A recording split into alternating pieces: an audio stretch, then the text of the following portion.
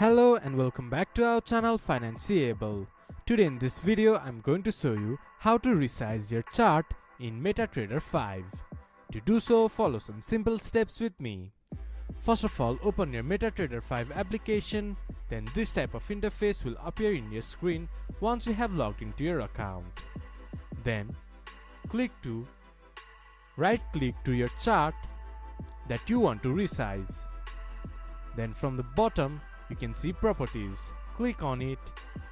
Then on the common section you can see scale. You can swipe right to zoom in and swipe left to zoom out. Once you are done, click to OK. This is how you can resize your chart in MetaTrader 5.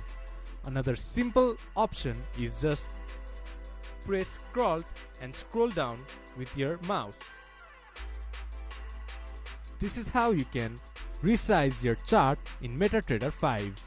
This much for today's video. If you guys find our video helpful, please leave a like and comment. And do not forget to subscribe our channel and hit the bell icon. I'll see you guys again in our next video. Thank you for watching.